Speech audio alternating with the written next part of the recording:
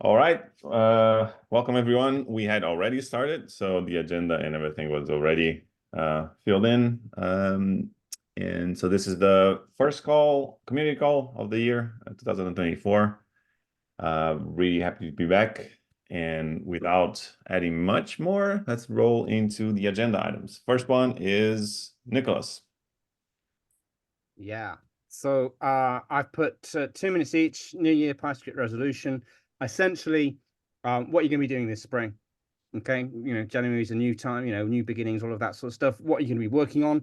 To illustrate what I mean, I can give you an example of what I'm going to say. So this is going to be my 2 minutes. It's going to be about 30 seconds actually, and that is I'm going to be concentrating on the event framework basically, and working with Andrea to make sure that we do the MicroPython things properly with Damien. We've got a call with him as well coming up. So that's going to be an ongoing thing, as well as trying to do as many releases as quickly and regularly as possible as well. So it's not a big thing. So that's it from me. The next person I can see in my frame of reference is Martin. So what are you going to be working on? Happy New Year, everybody. Two things really, I think, for PyScript.com. First is we want to provide more services for PyScript.com app writers. Currently, we've got things like API proxies you can call. We want to add data storage. We want to add event buses like WebSockets, subscription channels. So basically, making PyScript.com have a rich ecosystem that you can write your applications against. So that I think that's one aspect of PyScript.com. And the second thing is taking some of the work, hopefully, of Invent and providing a graphical way to program in PyScript.com that can then also use those backend services. So two fronts, the graphical side, graphical programming side for the 99%, and then the backend application services, I would say. That's it. Who's next? I'll call it Josh. You nominate the next person when you've spoken. So well, next to on my right hand side is Fabio the Elder. There you go. I could be here for an hour saying what I would love to see this year. So I think I would honestly, if I had to pick one or one and a half, I would like to focus on everything that really makes PyScript a tool for the 99%. I think last year, if we look back 1 year from now, what we had and what we have today, the project maturity is another level. The feature set is another level. We're really in a good direction. So what I mean is that I think we should focus on the technical side, bringing tools like Invent, a really nice high-level API to interact with the DOM, media devices, creating PyScript apps easily, and that works well on the mobile and stuff like this. And so promoting that.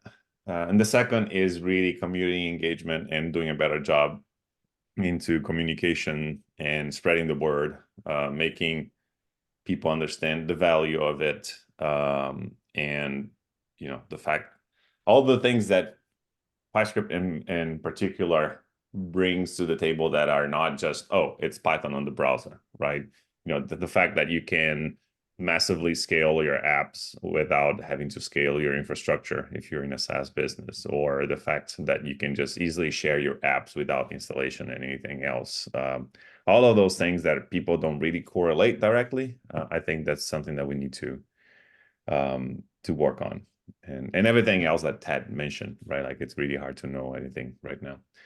That's it. Next for me is Josh. Yep. So obviously I did a lot of work behind the scenes in creating PyScript and Azure Box. This year is going to be the year of actually releasing it and then building on top of that. So sort of like what we have already and kind of just like replacing Trinket. But then this year is really going to be focused on like Martin said with Invent, how can we actually use PyScript to build apps and make learning Python more fun via that. And also, just building out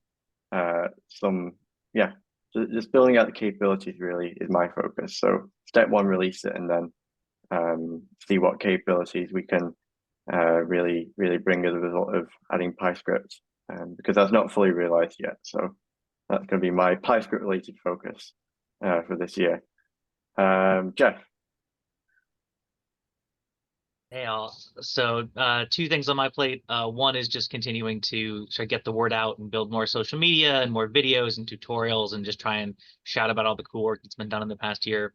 And the other is sort of inspired by stuff that came out of PyOhio, is doing a build of CircuitPython for PyScript, building on top of Damien's work with MicroPython, seeing I've got some demo work porting that over to CircuitPython and seeing what that could mean for the maker community running that in the browser. So that'll be a fun project this year. Next on my screen is Andrea. So you took my my wishes away because you already mentioned that. Beside the fact that I think there's still a lot of work for the current PyScript, we need to provide the best we can with the also users' expectations and everything else.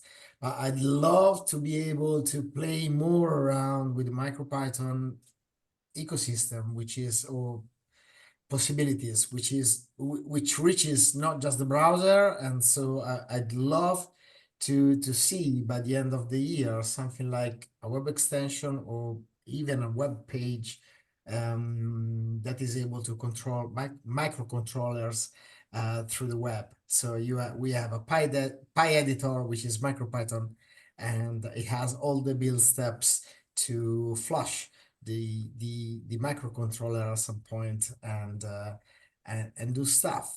And theoretically, my idea since before even joining the team was like, how about we visualize on the DOM what we want to do. So we have the Joshua work is amazing with the edu blocks.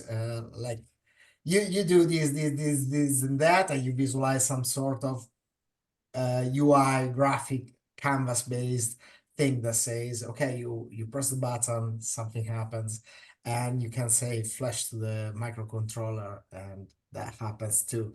And so this is like probably too far away from now, but at the end of the day, it will be my resolution because I want to set the bar very high. So yeah, this is something that I'd love to see, like MicroPython being more and more useful, not just for the web, but also for other spaces. And that's me. So next on my side, there's Madhur. Yeah. So for me, one is making the CLI generally available, right? And the second is so me and Martin were playing around with WebSockets and channels and stuff like this, so that, let's say me and you can play tic-tac-toe together on PyScript. So communication on the app. So yeah, maybe some work along those lines, and then also help in the invent stuff for PSDC.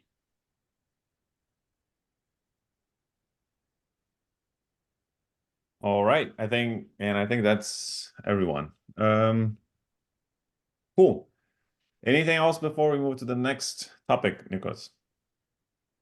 Awesome. Next one, Andrea. Yeah, so if I can share my screen and that's okay. Yep. It's gonna be a quick one. So basically, the demo is all about the fact that if I just type PyScript in Google as one of the most used search engines, of course we are on top, which is awesome. Then I go here. This is probably a follow-up of what Ted said from the outside. What do you do? So you reach PyScript, you have this lovely presentation and everything looks cool. And then you click examples, and that's the old example page. And that's bad because we already had at least 3 issues with people, or either on GitHub or in Discord, where people were asking for updated examples, and Madhu did a good job to say, hey, look, our new examples are here, here, and there, but that shouldn't be the time we spend the most, right? So we should just have a link that works. And same goes for try it out. If I do try it out, I go somewhere where I don't understand what's going on, which there's no code, there's no demo, there's no first start, there's nothing. So our main page is kind of broken to me, because if we want to achieve anything we said so far, I think the first thing we should do is to make it clear where examples, code, tried out, and our live coding experience leaves. And I think this should be addressed as soon as we can. And this is also not entirely or strictly our domain, but at the same time, I find it weird, because if I tell my people, my friends, my family, whoever ask me what do you do, and I say, hey, just type TypeScript in your search engine and find it out, this is not the best we can offer. I think the documentation works, and the install button says something, so it kind of works because it's updated. But the first two highlighted things are fairly broken to me and to anyone I've shown this page. So I hope this is gonna be somehow a high priority in our things to improve, at least from the community point of view. And that's it. The presentation can end here. Agreed on this one. I think really fairly simple to just put a PR on the examples and point to the examples account on .com. The other one, I think it requires a little more discussion probably, or probably some work on the .com side to have a page where you can just start poking around and running examples without an account. We don't have that feature. In the meantime, I agree with you. We should do something else. But I would not like to start that conversation now because we have a lot of things. No, of course. I mean, as long as they land in a page where they eventually need an account, that's already a step better than, I mean, a better situation than now, because right now it's not clear what's going on with those links, the first two. Then I have other 2 points. The first one, the next one is PyEditor. Users are asking for an autorun, autoplay, or similar. I think it makes sense. So you just type your stuff. You have the editor that's showing live code that you want to run. And I think we miss any meaning to say, hey, how about we just run the code?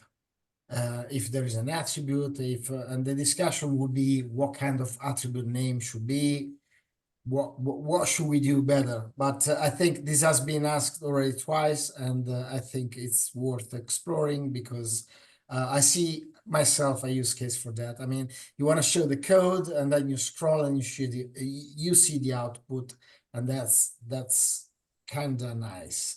Instead of people hovering, also because when you write a lot of code, the editor grows, and the run button maybe is here, maybe is there, is not instantly.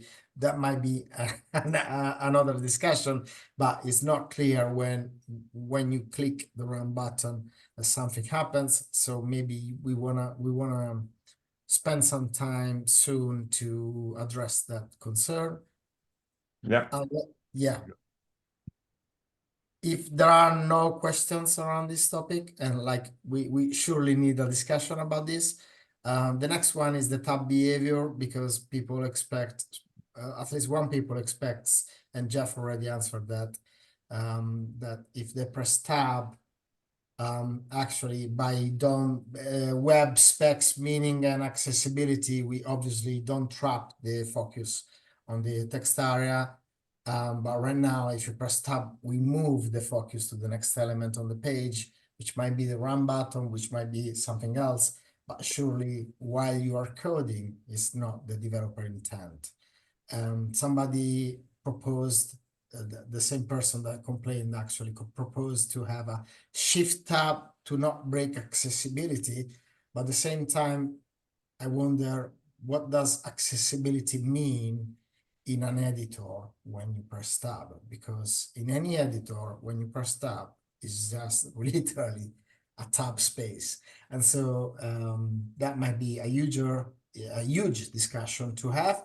Hopefully not. And we can have, we can try to understand what Xterm does there, or whatever other frameworks are doing, because I do really care about accessibility, but at the same time, while you're typing, and I'm sure anyone with accessibility constraints person needs to understand that if they press tab, it's not moving away from the code they're typing. It's actually still coding, and tab. It's very normal thing to do while you're coding, I believe. Yeah. Andrea, So, just for the sake of moving ahead, yes, that's it. That's it from me. Awesome. Can you, I think this is worth that this specific topic is worth a discussion. Honestly, I haven't checked if there's a discussion for this already, but if not, I think we should open. There is already, yes. There are there are people asking for tab Awesome. behavior, and yeah, and the autoplay too. Sweet. Yeah, tons of things I need to catch up. Next one, Mador. And thanks, Andrea. Yeah. So on PyScript.com, when you visit, and if you don't log in, and if you scroll down, there are 3 more examples, and these were kind of left out. So I already ported 2 of them, but there's still one remaining called tic-tac-toe. So it just extends on Andrea's issue that we need to fix that one. So yeah, I'm on it.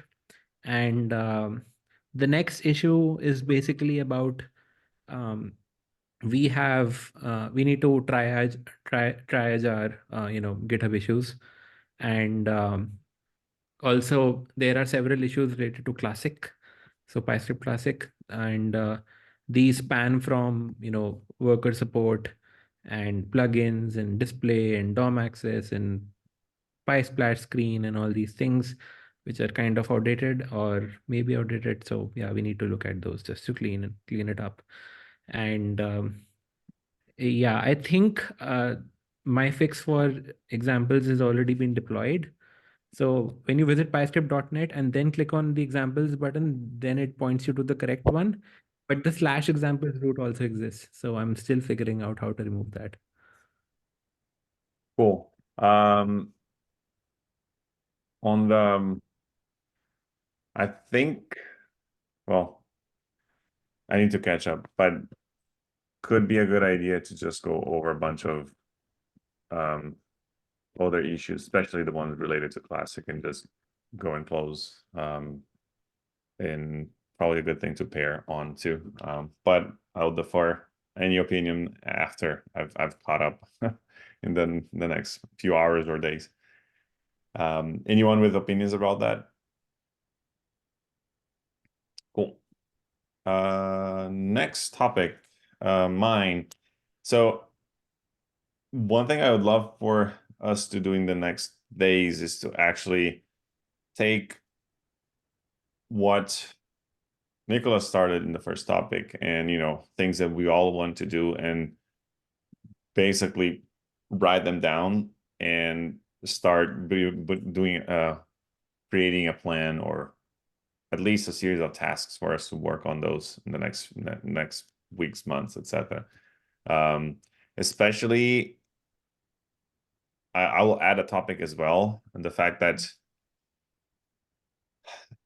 I think we need a way to socialize more what's happening in PyScript in general. Like if we know about conferences that have talks about PyScript, or meetups or things like this, how can we socialize that more? And it needs a better strategy. And we need people to help with the marketing side of it. And Nicholas has started already that last year with folks. But anyway, I'd like to work on this more strategically, so that we at least have a plan and start executing. Nicholas.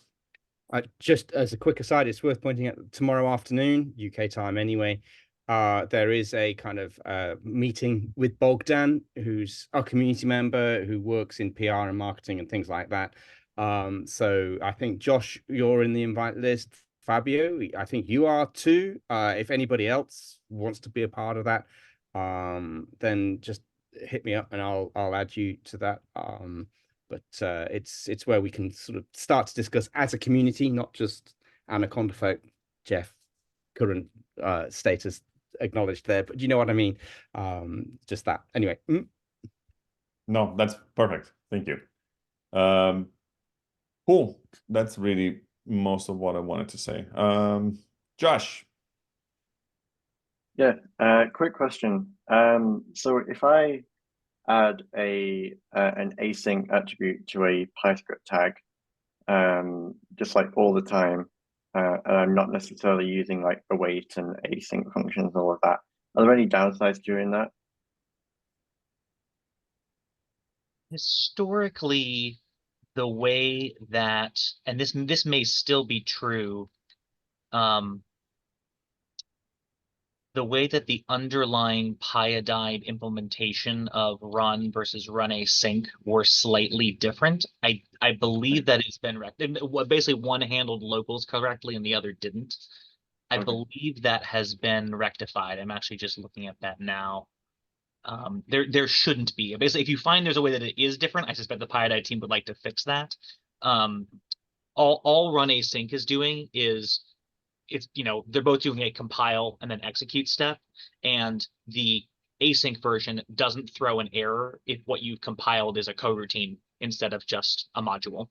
But it should be basically the same either way. Cool. Thank you. Yeah. Cool. If I can, sorry. Oh, sorry, I didn't see your hand. Go. One extra detail. If you put async in the script, PyScript tag, it's about enabling top level await. So you can await at the Python code you're running. You can await out of the box without creating an async function. So that's, I don't know how useful it is as a detail, but that's something usually useful for modules in JavaScript. So just mentioning that. That's exactly why I want to enable it. Yeah. So no, thanks for that both. Yeah, yours is a good point, Josh, because oftentimes that is useful, and there's no drawback, honestly, or almost no drawback that I can see from just trying to run in async. So, anyway, maybe in the future that could be the default or something like this. I don't know. I was just about to say, can I play devil's advocate and go, well, why don't we just async the whole thing anyway? Yeah. ID. Oh, so the other difference is that when you I knew if I asked that question, the details would come out of the woodwork. Come on then. when you run, you return the end of the block automatically. When you run async, you return a promise that I don't know what does it resolves to. So that might be a huge difference to explain. That's it. Yeah, to explain, but that's just an away, right? Yeah, but I don't know if it works the same. So that's Yeah. the thing. I never tried. So it might work the same, probably does, but it has to be resolved somewhere else because you're returning the async version of that code that has been executed. So I don't know. I don't want to be in trouble here. Yeah. No, that's cool. Anything else on this before we move to the last topic, actually, that I added last minute? Cool. Last topic is just to socialize that actually Brett is dropping support for emscripten, or not literally dropping support for emscripten, but he's focusing on WASI, and it's for all good reasons. He doesn't have time, and he has a lot a new baby coming and a lot of things happening. So he is not able to be the core dev supporting emscripten. And Nicholas, Brett, and I had a call end of last year to talk about it as well, etc. And ideally, we would like to identify a core dev that can help us support it. We need support from a core dev. It's not something that we could just volunteer and take over. But if we want to keep regular builds of emscripten, official Python, etc., we need to figure out something around that. Nicholas, do you want to add something? No, there is a penultimate item that we missed. Oh, sorry. Just reminding. I totally missed it. Yes, sorry. So let's end this one, and I'll go back. Apologies. Any comments or any ideas around it, Nicholas? Yeah, so this one's really about emscripten and things like that. So just so the folks know, Carol was mentioned, and also Lukasz, who's been on these calls as well. It's a core developer. So both of those are sympathetic to our cause, as it were. I also think that perhaps PyScript,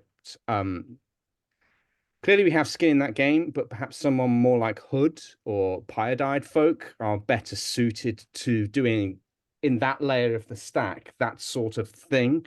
It feels, because they use emscripten and things like that. The other thing that I wanted to say is that WASI, it feels to me like at the moment you use WASI if you want to kind of containerize things in your operating system with WASM. You use emscripten if you want to use WASM in the browser. But these two things are coming together, and I just want to highlight the fact that we should be keeping track of that ping on our radar, because at some point we may find that the community is coming together around a particular thing that we should then help facilitate for MicroPython, for Spy, for whatever, as well as core Python and Pyodide as well. We should be aware that these changes are happening and the tectonic plates are moving below our feet. So it'd be nice to be able to support and make sure that we have a plan in place, so that we don't wake up on the 1st of January when the date's knocked over and realize that it's the Y2K bug because we forgot something. So yeah. Anyway, Andrea, you've got your hand up. Sorry. So for last time I checked, even the Ruby implementation we already offer by PyScript. There are like emscripten based, WASI based, or WASI only. But from the browser perspective, it's all WebAssembly. So I'm not really sure for us is a real concern, because at the end of the day, all we do is to interact with what WebAssembly offers. And so this feels like the WASI versus emscripten, which they both produce somehow at the end of the day a common WebAssembly bundle, for my understanding. So I'd love to learn more about the differences. So far, I've learned that WASI somehow compiles to bigger blobs than emscripten. Emscripten probably was born to satisfy more Node.js situations, things, instead of just browsers. And WASI probably is more portable. I don't know. So I'm really curious to learn more about this, and if there's any discussion that you would like to involve me, even as a passive reader, I'd love to be there so I can understand and learn more, if that's possible. Thank you. Jeff. I think exactly as you say, the on the Python side, whether PyScript runs in a emscripten-based or WASI-based runtime should be relatively equivalent. I think the things we as PyScript would miss are all of the JavaScript integration features that Pyodide provides. So like the FFI back and forth for event listeners and object translation is a pretty, emscripten and Pyodide really assume there's a JavaScript runtime present all the time, whereas the WASI runtimes sort of by definition don't. So I could totally see a version of PolyScript or PyScript that runs Python in the browser without emscripten. The question would be, how much of the wheel do we have to reinvent to get the JavaScript side interaction going again? But there could be really good reasons to do that if these, fields are converging. That's just my 2 cents. Yeah, I wanted to add a different layer to this, which is, you're right. I think as PyScript, we don't care. If we want to be very mean, we don't care what's the engine, if it's WASI or emscripten or anything. But at least how I see it personally is that the mantra of the project really is, we want to be a good player for the community and get value back and be a sort of booster for all initiatives that relates to Python and Python on the browser and education, and basically bringing all the languages to the browser, etc. And technically, I do think it's more on the Pyodide side to support this. Like, we are on top of it, higher level. But I think it's part of our, I wouldn't say duty, but part of who we are to find, people interested in helping and bringing value there, et cetera, et cetera. So that's basically what I'm trying to say here. I'm pretty sure, as Nicholas mentioned, Carol and Lukasz and others, like, I think we can be that glue connecting people together and say, yeah, I want to support this. And then the more we do that, the more we bring other people and we can help more the ecosystem. Actually, one thing that I didn't mention, because I wanted to basically start working on it before actually talking, but this is a good it's a good time.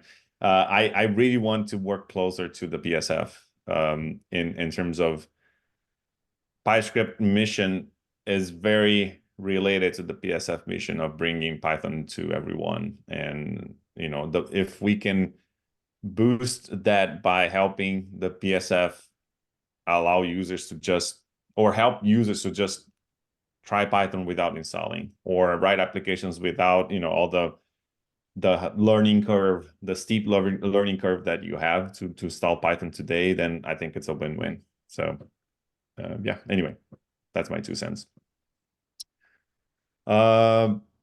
Anything else?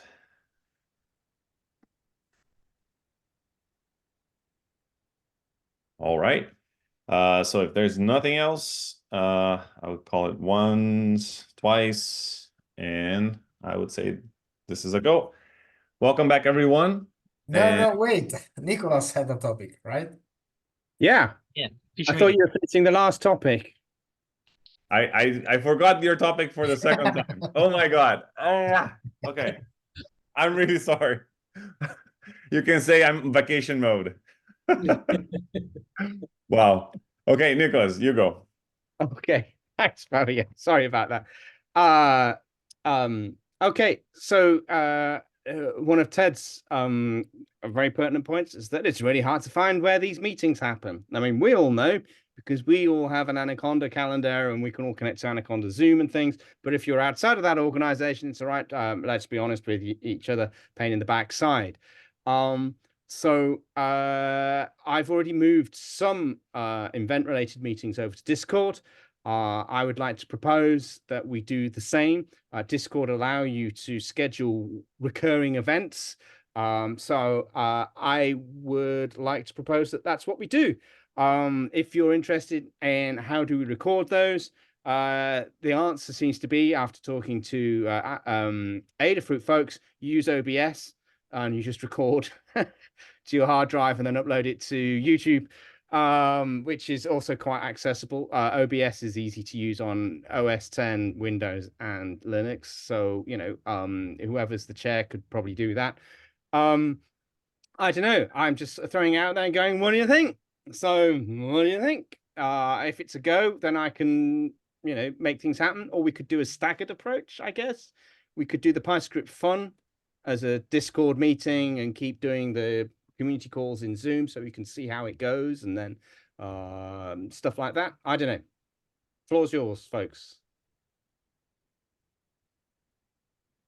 I say let's let's try it on, let's say this, do we have a fun meeting this Thursday? I think we do. Yes. Yes. Why don't we plan on having this, I would vote, let's have Thursdays there and see how it goes. And if that works great, let's just do them all there. So I think that'll be Awesome. a lot easier to find. Would be my vote, but that's just one me. Yeah.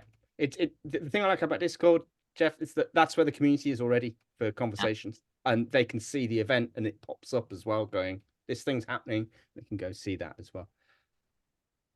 Yeah, +1. On top of this, yeah, just a suggestion for everyone. Think about all the small things that you find annoying, and let's put a list. Like this is one. The calendar view.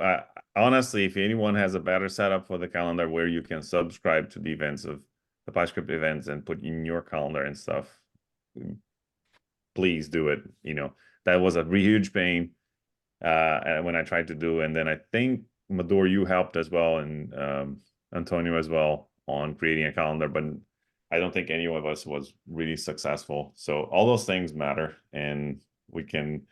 I would suggest also that we put them in the PyScript.net page right away in front of people. Just reminder, those are the recurring calls and all of that.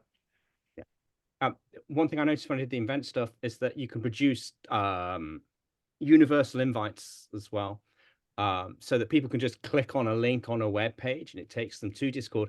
They have to sign in and they have to meet our requirements for being a member of the server and all of that sort of stuff. So it's not just random people turning up causing a nuisance, but I like the fact that people go, where's the meeting? Well, it's there on the web page. You just click it when it's the right time.